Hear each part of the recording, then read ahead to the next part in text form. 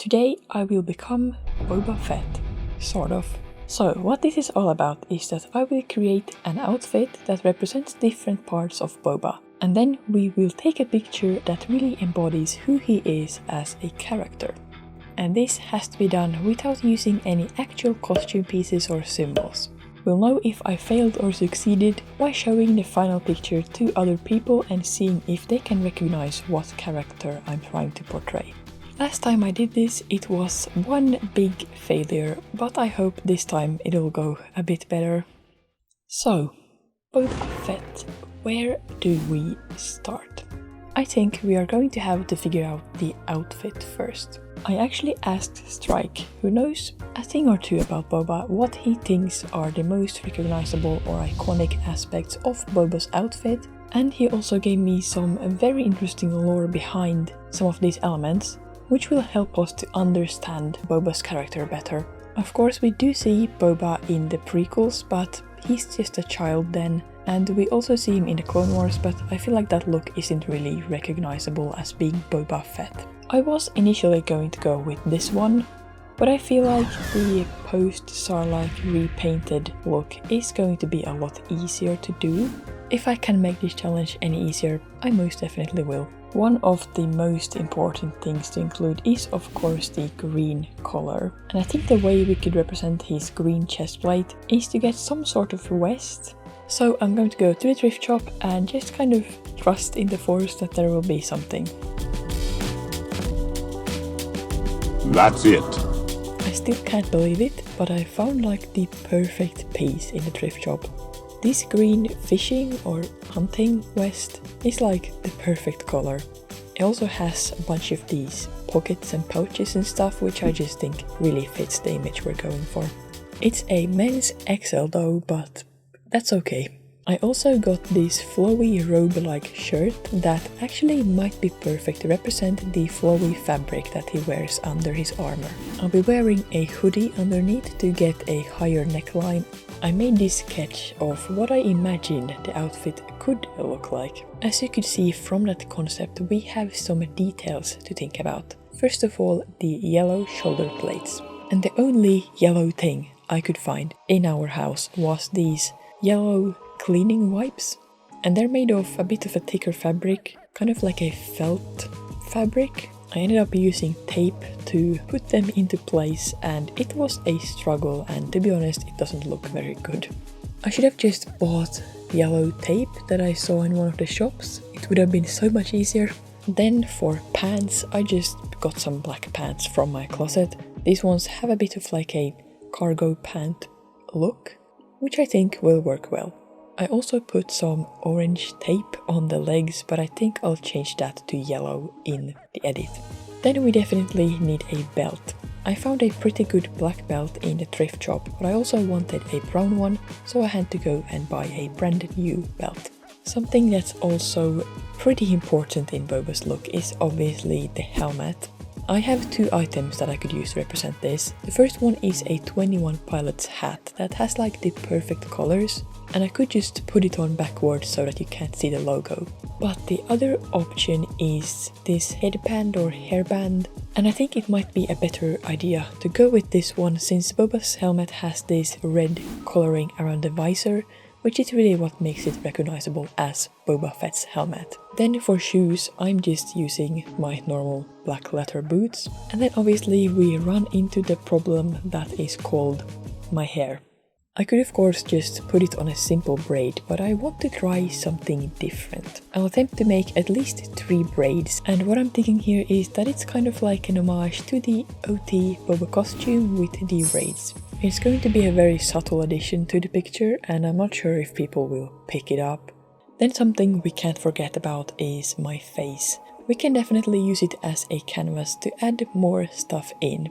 What I'm thinking about is adding black around this area to simplify that T-visor of the Mandalorian helmet and show that anonymity and mystery, which is a pretty important aspect of what makes him appealing. And then I'm going to try something that might be really dumb.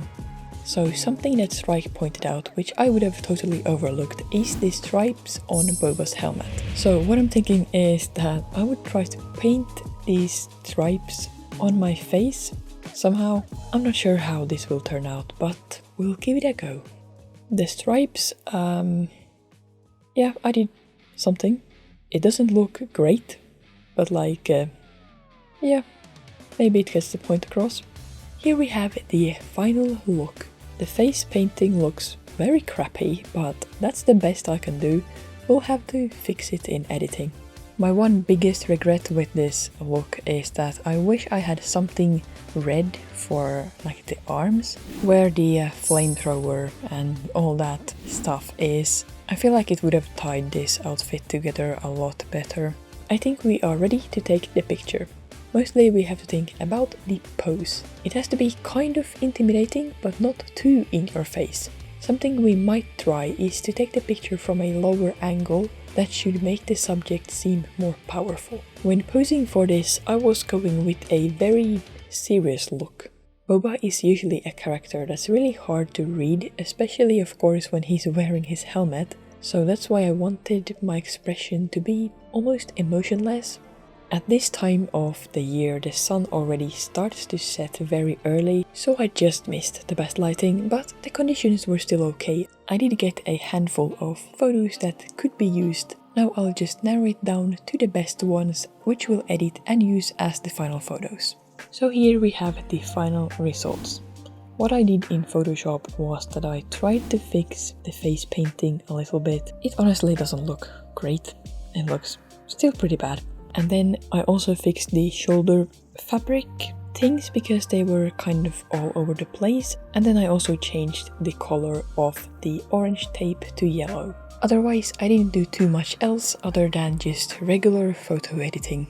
It's again so hard to say if people will be able to recognize that this is supposed to be inspired by Boba. Obviously, I know what all these things are supposed to mean, but if we just think about how it went last time, I'm not so confident it's going to go any better this time, unfortunately. I just feel like the end result is quite weak.